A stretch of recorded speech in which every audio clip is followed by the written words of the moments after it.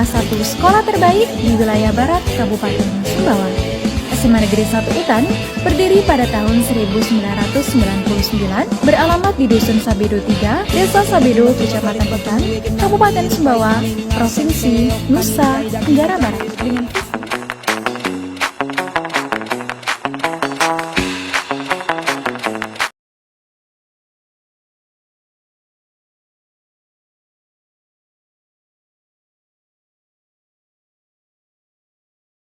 Assalamualaikum warahmatullahi wabarakatuh. Waalaikumsalam warahmatullahi wabarakatuh. Oke, nah, untuk supaya ilmu kita berkah hari ini, ya, kita awali pembelajarannya dengan berdoa. Coba siapa ketua kelasnya? Tolonglah untuk memimpin doanya.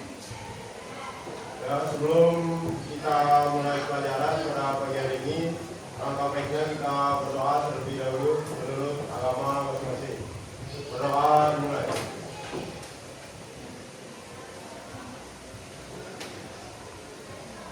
Doa selesai. Gimana kabarnya semua? Baik. Sehat ya? Sehat. Sudah sarapan? Sudah. Nanti kita bisa memulai pembelajaran ya. Ibu absen dulu. Yang tidak hadir hari ini siapa? Ada yang tidak hadir? Ada.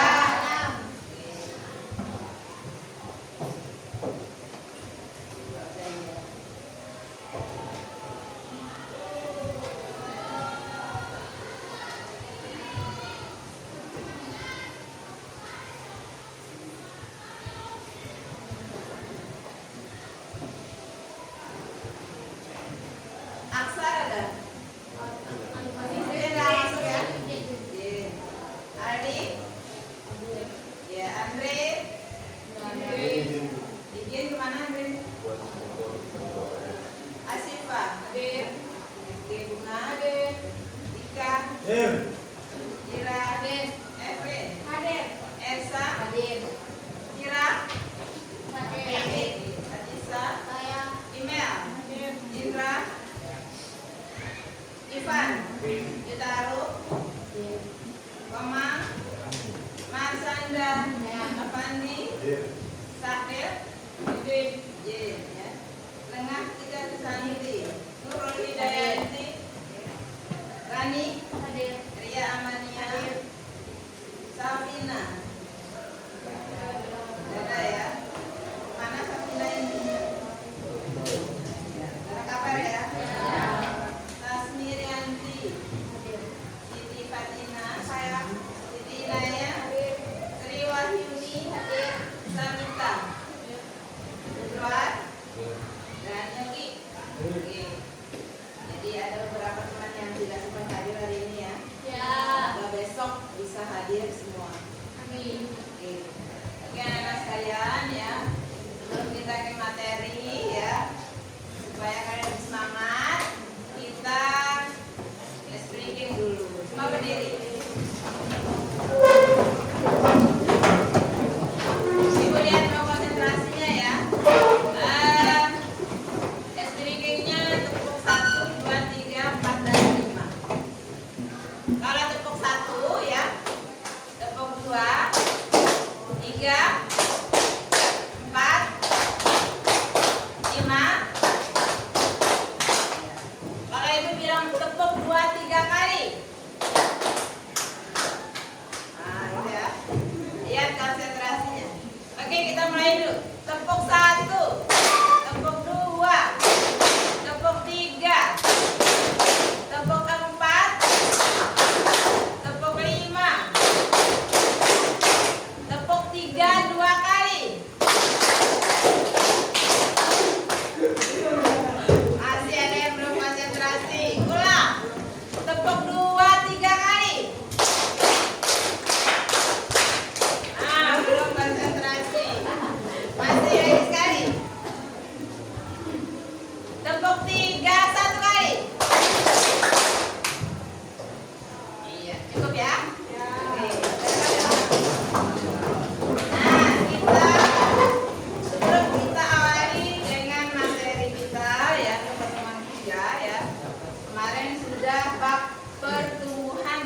pembangunan ekonomi. Nah, sekarang Ibu mau tanya dulu.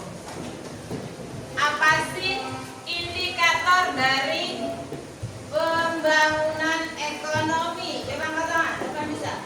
Iya, Sakinah. Indikator dari pembangunan ekonomi adanya IPM atau indeks pembangunan nasional dengan adanya pembangunan ekonomi. Ya. Kalau pembangunan ekonomi dia menaikkan produksi domestik tapi juga melihat dari sisi kualitatif maupun kualitatifnya. Jadi kalau pembangunan itu dia melihat bagaimana apakah pembangunan tersebut merata terhadap dalam satu negara tersebut atau tidak. Jadi dia melihat dari sisi secara makro. Ada lagi? Oke, Bunga.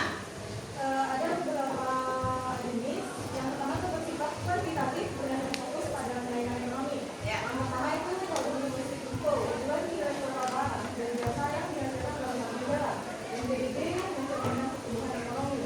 Yang selanjutnya adalah pendapatan per kapita. Ya. Terus penurunan tingkat kemiskinan. Yang selanjutnya adalah mencakup kuantitatif dan kualitatif. Yang pertama adalah indeks pembangunan manusia atau IPM, PM, ya. yaitu mengukur kesejahteraan masyarakat melalui 3 dimensi utama, yaitu harapan hidup, pendidikan, dan pendapatan per kapita yang layak. Ya. Yang selanjutnya adalah perubahan struktur ekonomi, yaitu terjadinya pergeseran dari sektor ekonomi tradisional ke sektor modern. Terus pemerataan pendapatan, yaitu distribusi pendapatan yang lebih merata mengurangi ketidaksetaraan ekonomi. Dan yang selanjutnya adalah daya masyarakat, yaitu meningkatkan potensi masyarakat dalam pembangunan kapasitas lokal. Ya. Dan yang terakhir adalah sumber daya lingkungan, yaitu pembangunan yang memperhatikan dampak lingkungan seperti pengelolaan sumber daya alam maupun generasi. Iya, luar biasa ya. Tepuk tangan untuk kita.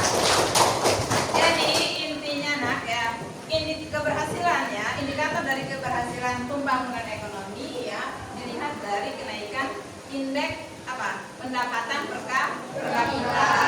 Ya, terus kemiskinan ya dilihat ya, kesejahteraan ya dilihat dari situ ya di suatu negara. Pemerataan ya pendapatan masyarakat.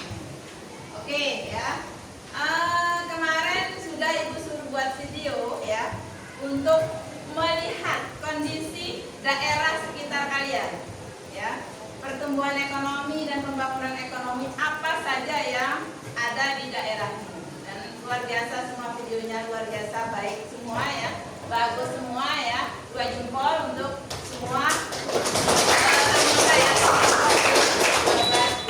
Nah, di kampungmu ya, ada nggak pernah kamu lihat perubahan dari sektor digitalisasinya? Atau pernah nggak kamu penerapan menurut kamu? Oh, saya pernah melakukan dengan sistem digitalisasi dari pembangunan ekonomi di daerah. Ada nggak? Mamanya dulu kamu lihat dia berjualan dengan sederhana, sekarang gimana sistemnya, ada nggak? Ada, coba. Siapa yang pernah? Coba ceritakan. Di kampungmu, di daerahmu, ada nggak yang mencolok yang kamu lihat? Perubahan digitalisasi, contohnya apa? Adanya UMKM. Iya, adanya UMKM. Terus apa lagi nak? Perubahan cara dagang. Iya. Cara fisik, dia keliling, terus sekarang bisa memakai teknologi. Iya, ya dulu berjalan keliling ya secara konvensional, sekarang sudah dia diam di rumah ya bisa pakai namanya digitalisasi, contohnya jualan dengan HP, WA ya, Facebook ya. Sekarang sudah ya. Di kampung kalian sudah ada seperti itu? Iya. Nah, inilah sekarang ya tujuan pembelajaran kita yang ini ya menyangkut dengan digitalisasi. Nih. Oke. Nah, ada tujuan pembelajarannya di sini ya. 4 tujuan pembelajaran, yaitu peserta didik mampu memahami konsep ekonomi digital.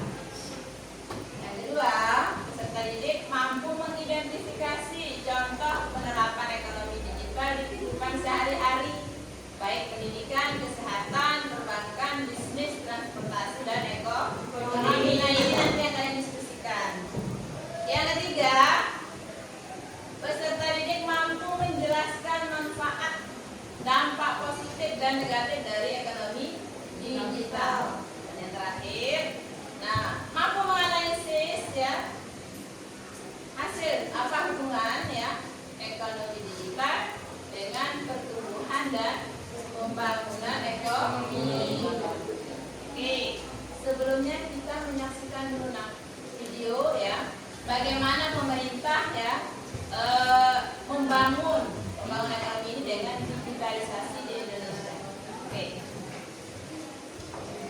Oke, materi pembelajaran kita ini ya, PBL ya, problem based learning. Jadi bagaimana caranya kalian memecahkan masalah. Oke ya, silahkan simak videonya. Digital economy atau ekonomi digital merupakan sebuah istilah yang menjelaskan fenomena aktivitas perekonomian yang terjadi akibat adanya teknologi digital. Memang ekonomi digital telah mengubah pola bisnis dari yang sebelumnya serba manual menjadi serba otomatis. Salah satu contoh nyata adanya perubahan akibat ekonomi digital adalah memiliki toko tanpa harus memiliki bangunan fisik. Nah, selain dari pelaku ekonomi digital juga telah bermanfaat bagi konsumen. Ekonomi digital telah mengubah aktivitas ekonomi menjadi lebih cepat dan mudah. Sebagai contoh, pemilik UMKM dapat menembus pasar nasional atau global lebih mudah melalui platform digital. Pemerintah dan perusahaan swasta dapat membuka lapangan kerja lebih banyak bagi masyarakat. Dan masyarakat juga dapat bertransaksi secara online dengan mudah.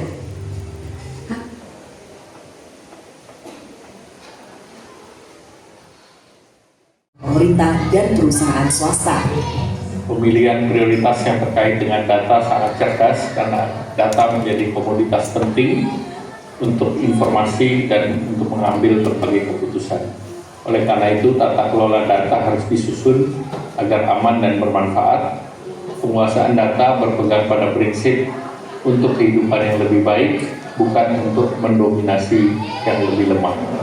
Meski pengembangan ekonomi digital memiliki nilai ekonomi yang tinggi, perlindungan data pribadi negara dan juga konsumen di Indonesia belum maksimal. Bahkan Badan Cyber dan Sandi Negara menemukan di tahun 2021 ada sebanyak 1,6 miliar serangan cyber di Indonesia. Dan per Oktober 2022, BSSN telah menemukan setidaknya 800 juta serangan cyber di Indonesia yang menargetkan peretasan data pribadi.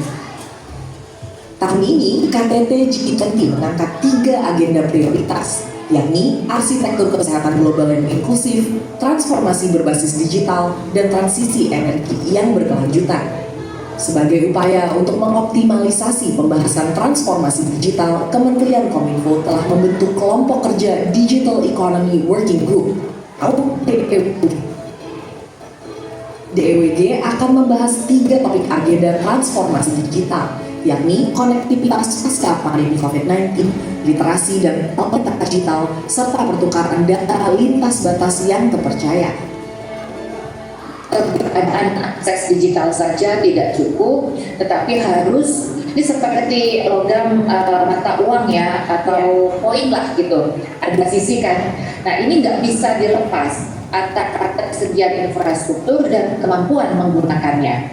Kalau kita hanya ada infrastruktur, tidak bisa atau tidak mampu menggunakannya, maka tidak akan ada nilai tambah.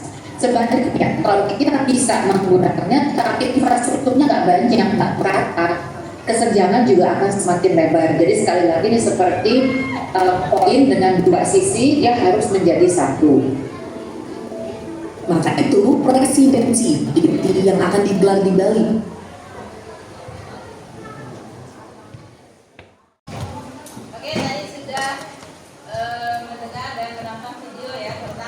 perkembangan digitalisasi di Indonesia.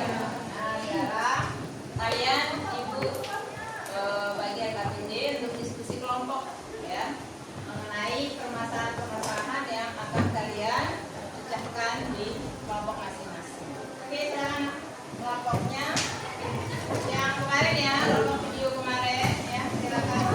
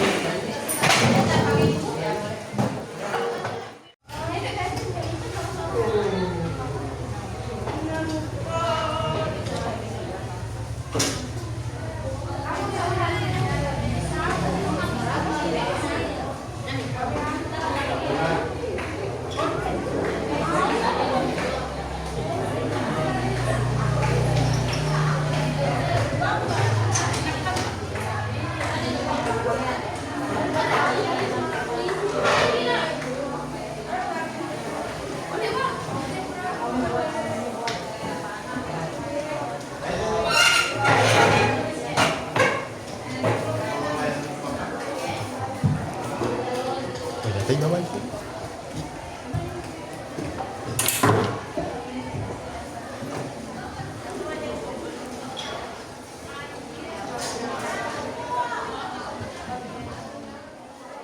Penunjangan akses teknologi.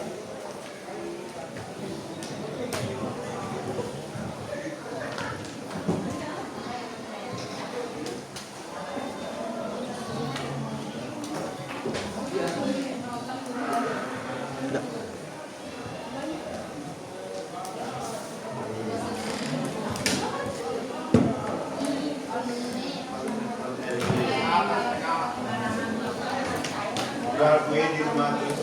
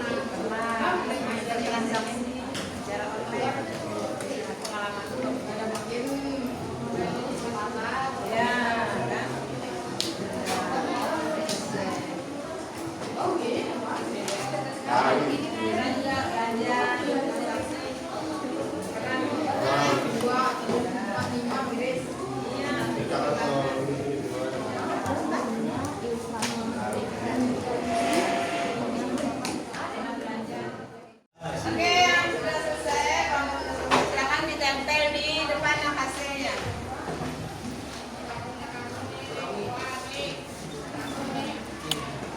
Ya, siapa yang sudah? Silakan. Iya.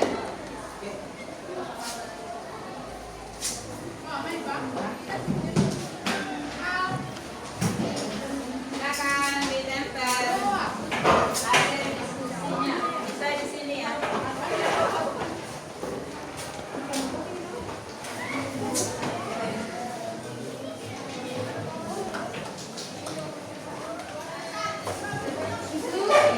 Kan tidak ada ide.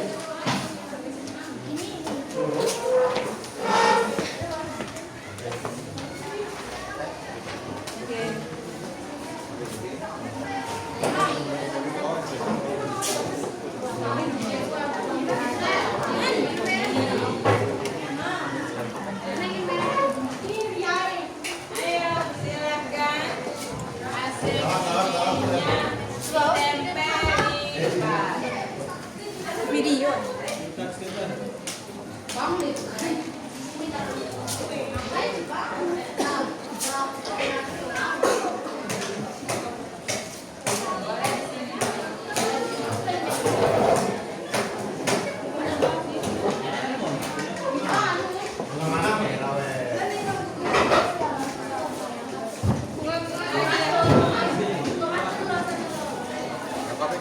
Iya, kelompok 2 sama kelompok 4 sudah. Tinggal kelompok 1.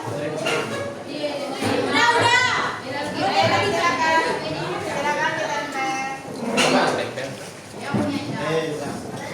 Mana esalasinya? Mana temannya?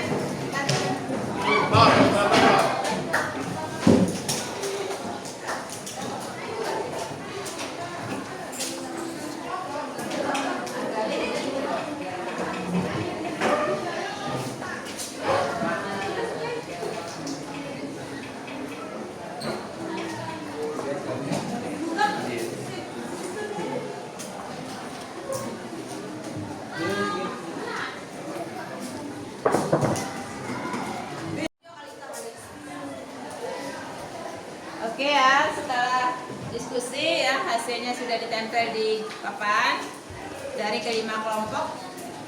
Sudah lumayan luar biasa, tepuk tangan dulu. Sekarang kita luruskan otot, renggangkan otot dulu dengan berdiri. Stretchingnya ya.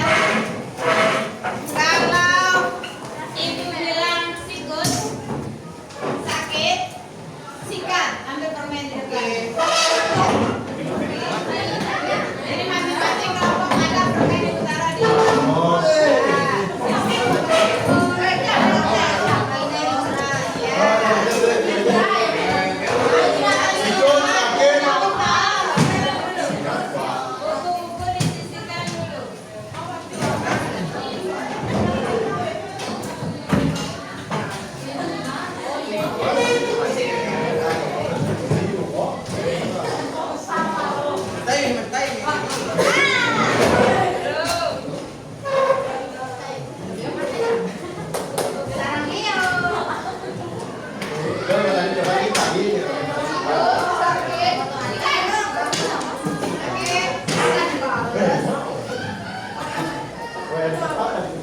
sini. Kita mulai. Sikat. Sakit. Sakit. Sikat.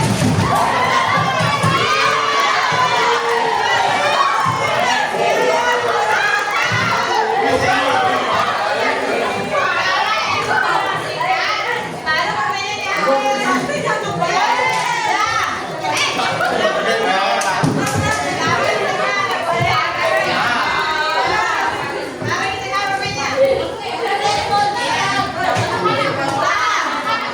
jangan sampai sakit, sakit, sikut, sakit, sikut.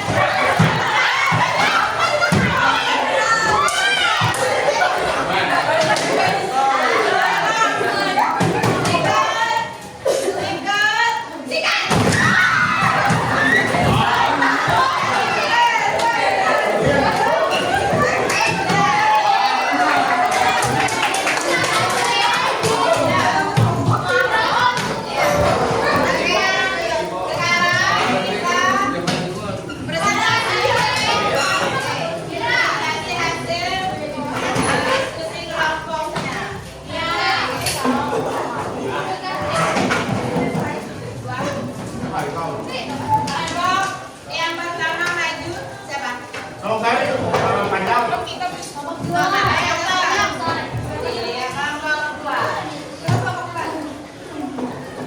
Oke, yang lainnya yang kelompok yang lain akan membagi ya nanti dari hasil presentasi. Silakan kelompok 2. Oke, silakan kelompok 2.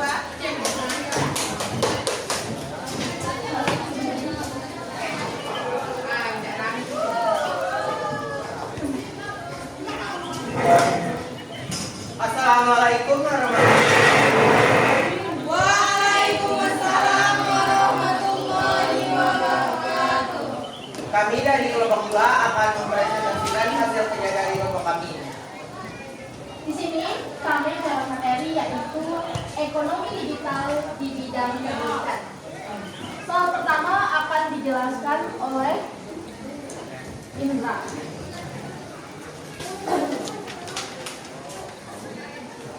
Penerapan ekonomi digital di bidang pendidikan. Contoh layanannya seperti platform e-learning seperti Google Classroom, Ruang Guru dan Zenius. Yang kedua, aplikasi konfirmasi video Zoom dan Google Meet. Yang ketiga, perpustakaan digital dan aplikasi jurnal online. Manfaat layanan. Yang pertama, memudahkan siswa dan guru dalam proses belajar tanpa terikat dalam ruang dan waktu. Yang kedua, akses yang lebih luas dan cepat. 3, mendukung pembelajaran memadai. Dan yang keempat, meningkatkan efektivitas komunikasi. Lalu yang selanjutnya Kedua, analisis dampak positif dan negatif dari penerapan ekonomi digital. Bagaimana kamu minimalisir dampak negatif dari ekonomi digital? Dampak positifnya yaitu mempercepat akses informasi dan komunikasi. Yang kedua, membuka peluang usaha baru berbasis teknologi. Yang ketiga, membantu pemerintahan akses pendidikan dan ekonomi. Dan dampak negatifnya yaitu meningkatkan resiko penipuan online dan kerja hitam. Adanya kesenjangan digital, tidak semua memiliki potensi kecanduan digital. Dan selanjutnya menurunnya interaksi sosial secara langsung. Lalu yang ketiga, apa saja tantangan generasi muda terhadap penerapan ekonomi digital? Di sini kami akan menjelaskan tentang ilustrasi kami sebagai generasi muda tentang bagaimana tantangan terhadap penerapan ekonomi digital. Adapun tantangannya yaitu pertama, adanya persaingan global yang ketat. Ketika terjadinya peningkatan ekonomi digital, tentu akan menyebabkan adanya persaingan global seperti Indonesia dan negara lainnya dengan adanya akses teknologi itu sendiri. Lalu yang kedua, kita harus beradaptasi dengan teknologi. Ketika berkaitan dengan digital, tentu kita harus beradaptasi dengan teknologi agar kita tidak ketinggalan. Lalu yang ketiga, malas berinteraksi langsung karena berada di zona nyaman. Ketika kita sering menggunakan teknologi digital, tentu misalnya kita sering membaca sosmed atau membuka e-commerce seperti Shopee dan yang lainnya, itu akan membuat kita terdistraksi atau membuat kita lebih suka terhadap hal-hal yang berbau teknologi, sehingga kita lebih suka di rumah dan tidak berinteraksi sosial. Dan yang terakhir, yang paling penting di sini adalah terjadinya resiko penipuan. Seperti yang kita ketahui, adanya ekonomi digital di sini terjadi pada saat adanya globalisasi. Globalisasi ini dapat menyebabkan terjadinya penyebaran secara luas terhadap ekonomi digital, sehingga kita tidak ditipu oleh orang-orang. Misalnya ada yang melakukan pinjol, terus ada yang nipu dan lain sebagainya. Itu tentu akan merugikan terhadap diri sendiri ataupun orang lain. Lalu yang selanjutnya, nomor 4, akan dibacakan oleh Nena.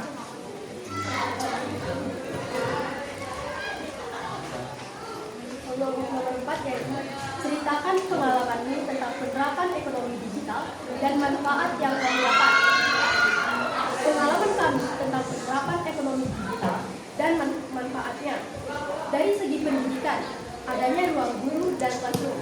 Dari segi ekonomi, adanya marketplace seperti Shopee.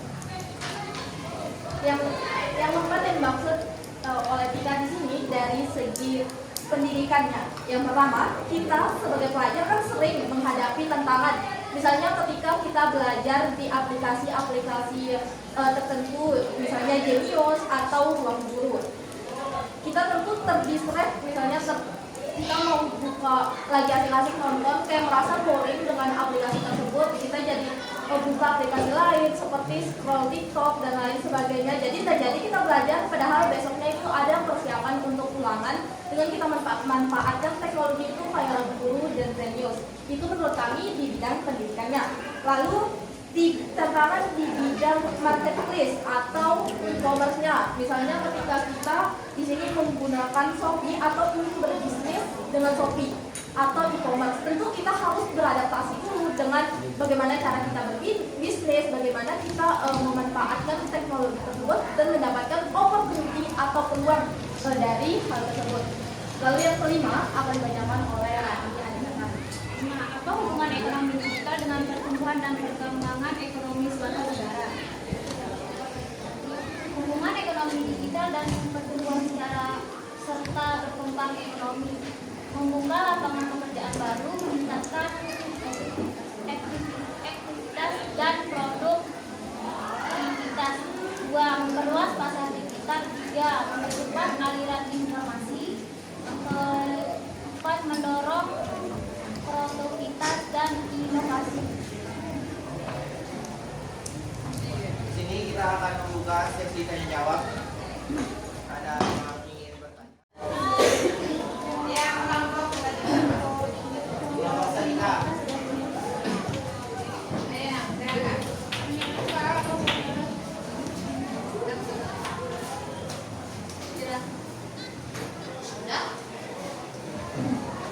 Pertanyaan dari kelompok kami adalah, apakah kalian pernah menerapkan ekonomi di bidang pendidikan dalam kehidupan sehari-hari? Baik, kami akan menjawab pertanyaan dari kelompoknya Santa. Di sini kami sudah menjelaskan bahwa kami pernah menggunakan ekonomi digital di bidang pendidikan, yaitu ketika kita membuka website tentang pembelajaran seperti tadi Genius ataupun Ruang Guru, dan itu tentu akan bermanfaat bagi kehidupan keterlibatan membantu kita mengerjakan tugas atau persiapan untuk ulangan. Mungkin ada tambahan. Oke.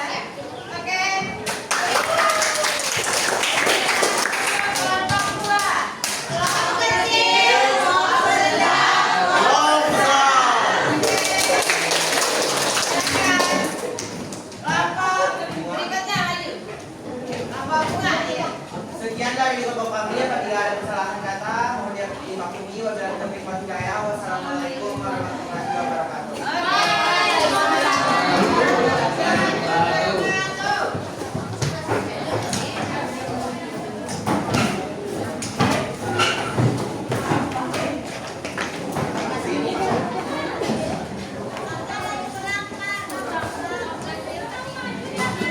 Oke, siap-siap kelompok ya, kelompok Dira menanggapi nanti ya.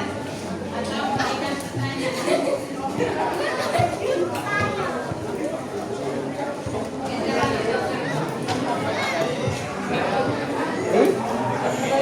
Assalamualaikum warahmatullahi wabarakatuh.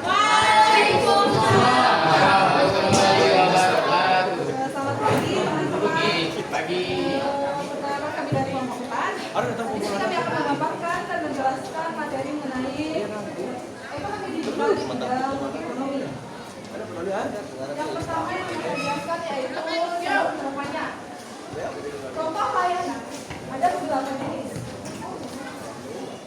Yang pertama adalah e-commerce atau e-commerce pembayaran. Yang pertama contohnya adalah pembayaran Shopee, Bukalapak, dan lain-lain. Dan yang kedua adalah fintech atau teknologi keuangan.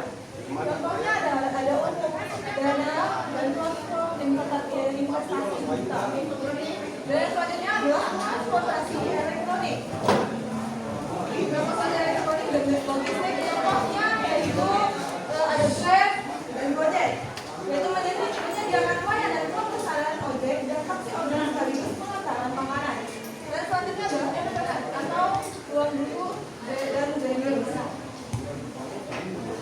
Ada yang namanya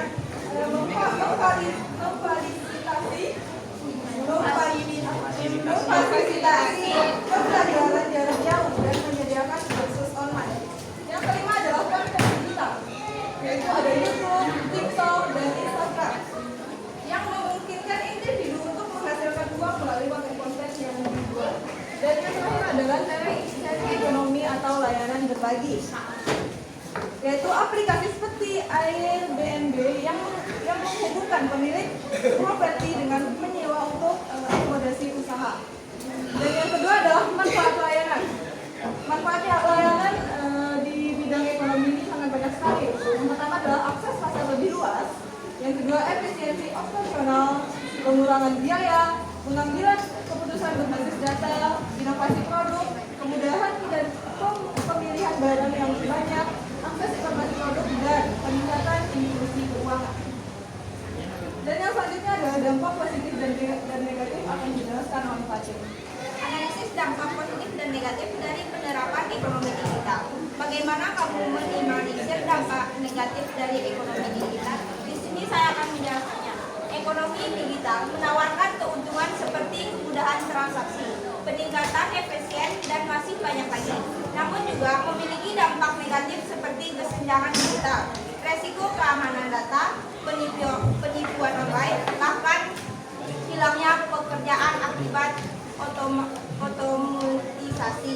Dampak negatif ini dapat minimalisir dengan meningkatkan literasi digital, memperkuat pengawasan dan keamanan siber, serta mengelola keseimbangan antara penggunaan teknologi dan kegiatan fisik untuk mencegah dampak kesehatan mental.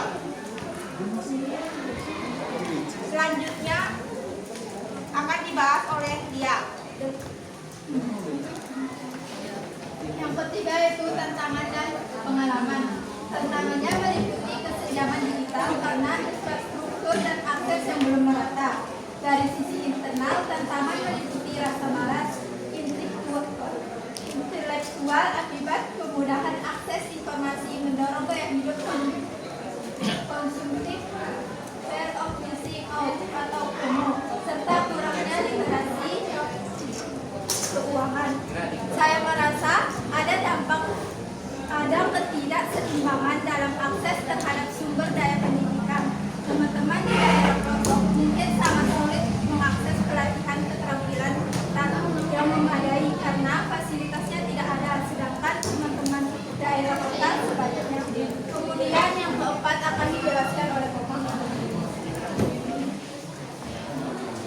Keempat, ceritakan pengalamanmu tentang penerapan ekonomi digital.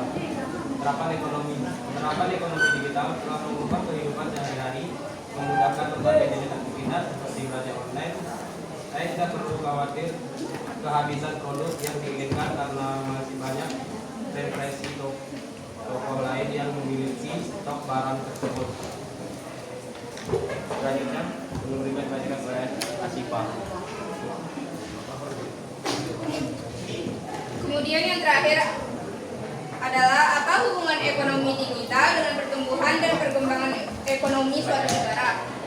Hubungannya yaitu ekonomi digital berhubungan positif dengan pertumbuhan ekonomi negara dengan yang pertama meningkatkan produktivitas, yang kedua menciptakan lapangan pekerjaan, yang ketiga memperluas pasar UMKM, yang keempat mendorong inovasi, yang kelima meningkatkan efisiensi transaksi.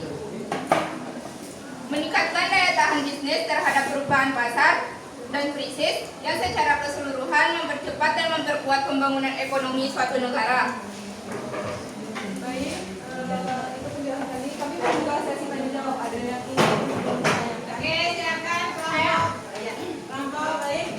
Ira. Apakah ekonomi digital di bidang ekonomi dapat meningkatkan efisiensi usaha kecil?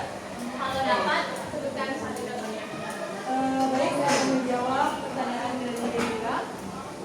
Pertanyaannya, apakah ekonomi digital dapat meningkatkan usaha kecil? Tentu saja dapat, karena usaha kecil kan belum memiliki toko fisik, berarti masih minim biayanya. Sedangkan ada tersedia fasilitas e-commerce seperti Tokopedia, Shopee, Bukalapak, dan masih banyak sosial media lain yang digunakan untuk mempromosikan dagangannya. Jadi dia tidak perlu untuk toko fisik dan tidak perlu mengeluarkan banyak sekali dana untuk pembangunan dari toko fisik tersebut. Tanpa toko fisik pun dia bisa berjualan dan mengembangkan modalnya menjadi besar. Dan bisa aja dia membangun toko tersebut dengan tetap menggunakan sosial media untuk perdagangan dan sekaligus juga bisa menggunakan toko fisik tersebut berjualan di sekitarnya. Misalnya, aku pemilik usaha tersebut tidak memiliki bagaimana cara menggunakan yang berbasis digital. Bagaimana Pak? Misalnya mereka tidak mengerti dengan cara digital. Karena kalau misalnya kita ingin berdagang melalui web, tentu kan kita ada kemauan untuk berdagang dan untuk memperkembangkan usaha kita. Tentu saja kita akan kayak merasa harus belajar, harus mencari tahu bagaimana sih cara menggunakan ekonomi di bidang ekonomi digital ini. Ya kita tahu gitu, gimana sih cara pemasaran melalui Shopee, melalui Tokopedia. Tentu kita harus belajar dulu. Ya. Oke. Oke, tepuk tangan. Kasih love untuk kelompok Buna.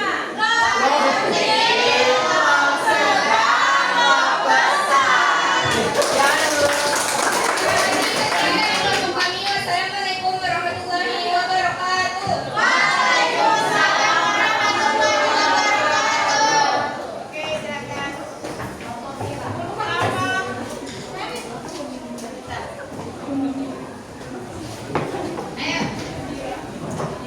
Oke, silakan. Ayo. Oke, silakan kelompoknya. Kelompok berapa saya bisa? Tiga. Kelompok 3, iya. Tentang perbankan. Silakan, Am.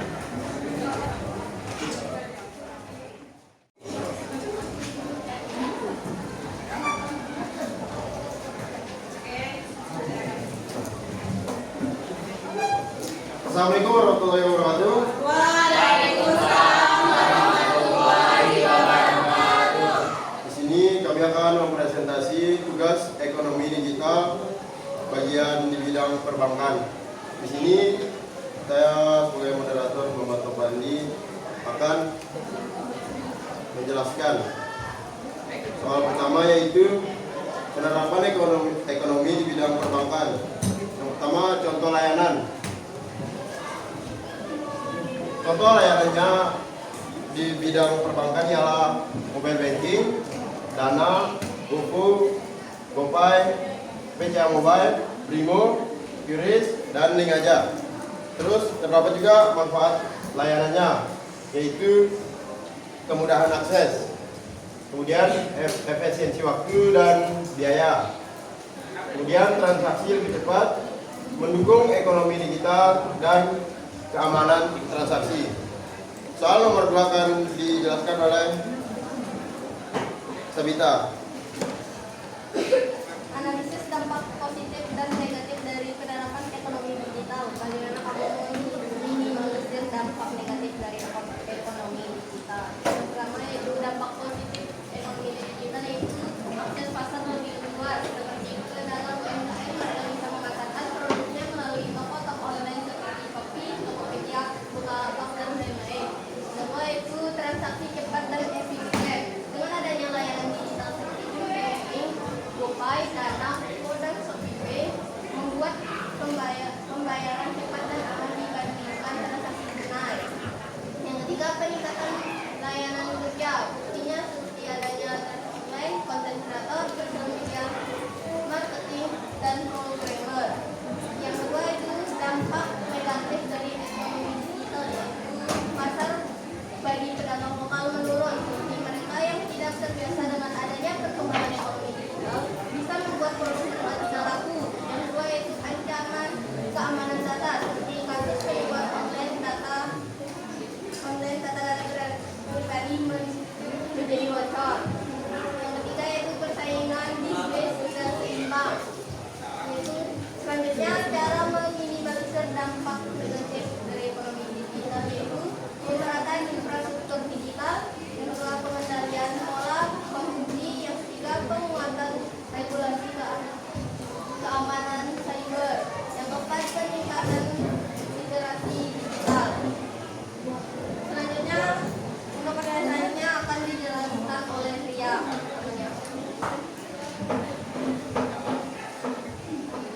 Tantangan generasi muda terhadap penerapan ekonomi digital. Ilustrasikan pendapat sebagai generasi muda. Tantangan generasi muda terhadap penerapan ekonomi digital. Ilustrasinya, misalnya para perempuan biasanya tidak bisa menahan diri untuk bekerja, belanja. Ibaratnya saat ada diskon atau tanggal kembar di toko. Soal selanjutnya akan dibacakan oleh Marshall.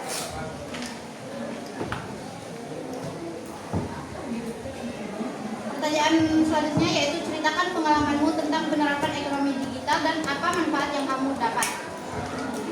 Pengalaman saya tentang penerapan ekonomi digital yaitu saya pernah menggunakan layanan transportasi digital yaitu Grab. Saya menggunakan layanan itu untuk berpergian lalu berbelanja di toko online.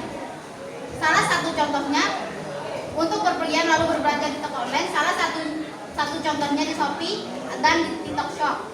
Dan saya juga pernah menggunakan ShopeePay untuk pengembalian dana karena adanya kesalahan saat pengiriman barang yang difoto. Jadi kita harus lebih bijak dan teliti pada saat menggunakan layanan digital. Pertanyaan selanjutnya akan dijawab oleh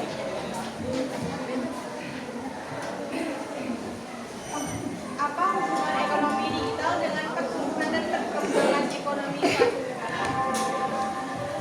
Satu, mendorong pertumbuhan ekonomi. Ekonomi digital menciptakan peluang usaha baru, meningkatkan produktivitas dengan otomatis dan teknologi. Dua, meningkatkan perkembangan ekonomi, mendorong inflasi keuangan, membuka lapangan kerja baru di sekitar sektor teknologi, logistik, kreatif, dan digital marketing. Tiga, hubungan secara umum. Ekonomi digital mempercepat alur informasi dan transaksi. Jadi sekian penjelasan kami. Apakah ada yang ingin bertanya? Ya, dari Firda dulu, kelompok Firda. Sekarang kan lagi maraknya judi online yang sangat berdampak negatif bagi masyarakat. Bagaimana cara meminimalisir transaksi judi online dalam bidang perbankan? Baik, kami akan menjawab pertanyaan dari kelompok Firda. Bagaimana cara meminimalisir transaksi judi online? Yang pertama itu tingkat individu, yaitu kontrol diri dan kesadaran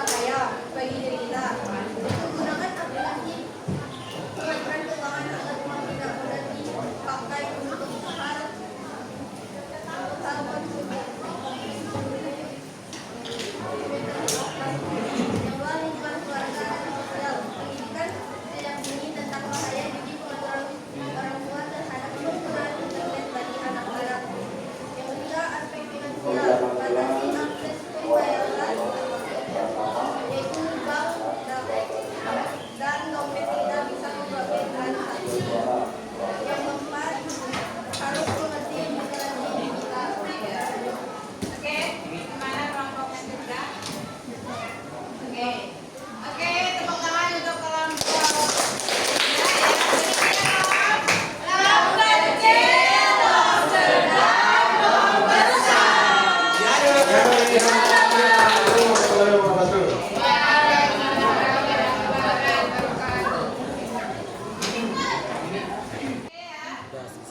sudah kita diskusikan semua dan sudah presentasi semua kelompok ya, sudah ditanggapi juga. Dan sekarang akhirnya kita membuat kesimpulan apa yang kalian pelajari hari ini ya, baik manfaatnya dan lain sebagainya ya. Silakan dari masing-masing kelompok ya, masing-masing kelompok. Silakan kita mulai dari kelompok Sakina.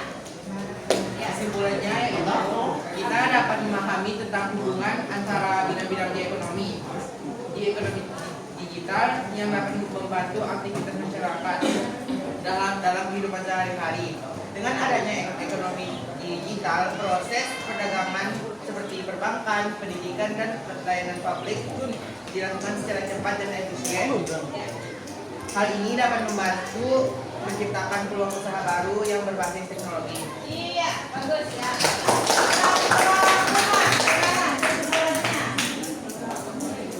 Ya, Nisa.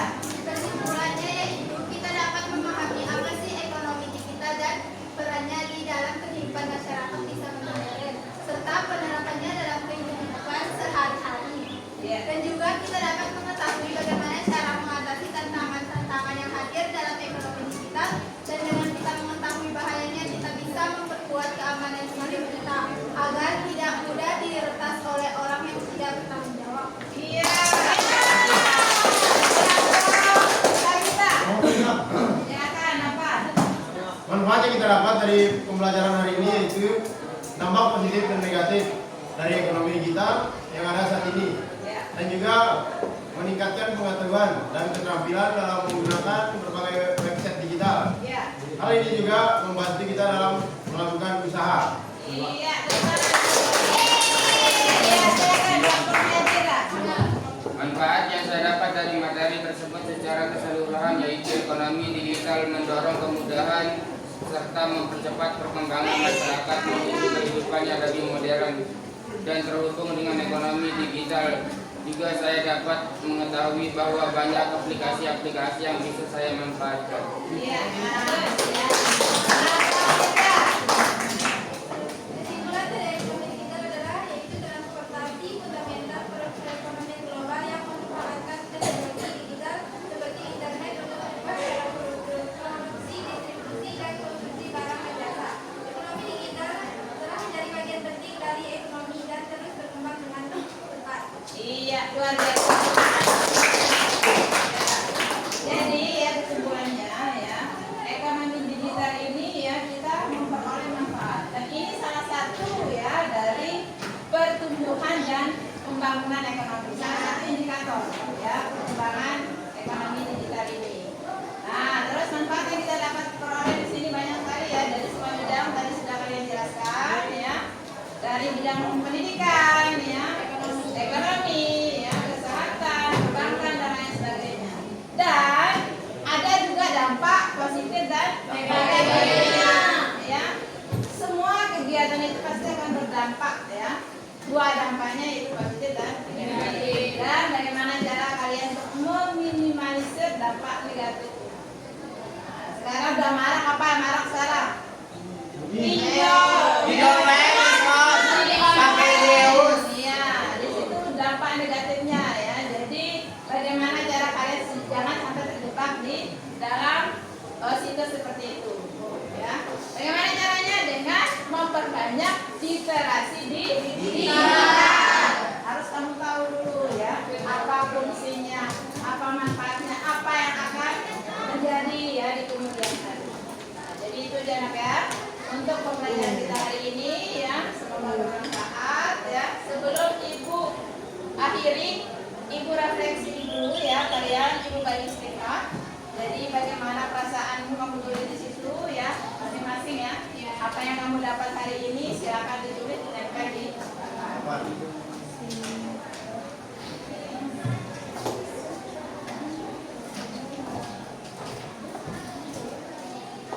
dan ya, semoga dengan aplikasi ini bisa membawa kalian bisa menjadi pengusaha-pengusaha sukses di bidangnya ya. Amin. Dengan dipermudah.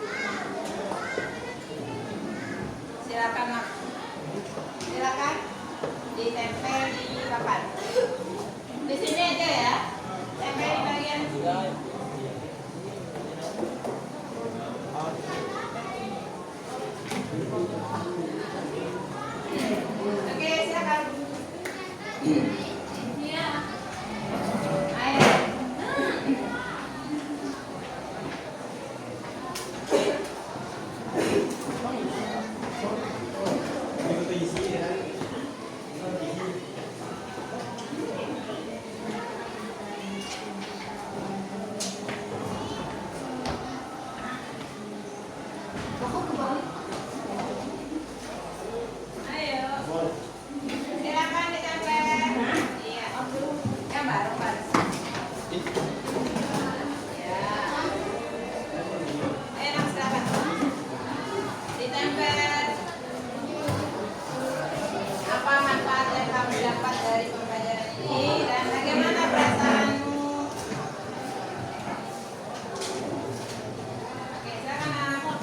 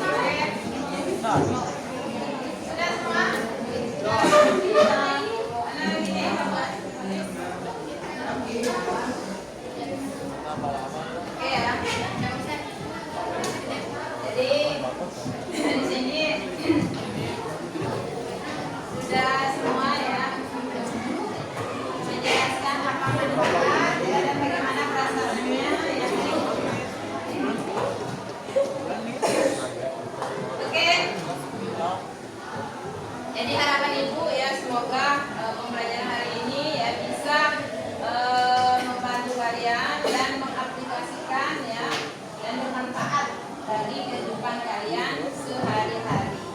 Ingat ya, dari pelajaran harus kita bisa mengaplikasikan di dunia nyata.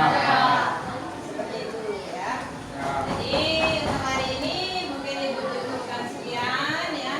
Sebelum kita akhiri ya, mungkin nanti kita ulang dulu ya. Oke, silakan berdoa dulu ya sebelum Ibu akhiri pembelajaran. Oke, silakan. Siap. Sebelum kita akhiri kegiatan kita pada siang hari ini adalah berdoa online. Doa selesai.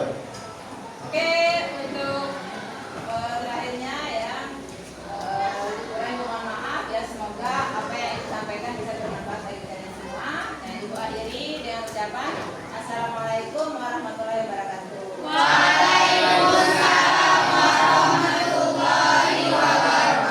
Untuk tugasnya ya, nanti silakan buka buku paket ya, halaman 240 untuk materi ini. Karena untuk minggu depan kita masuk ke materi baru, yaitu perdagangan internasional.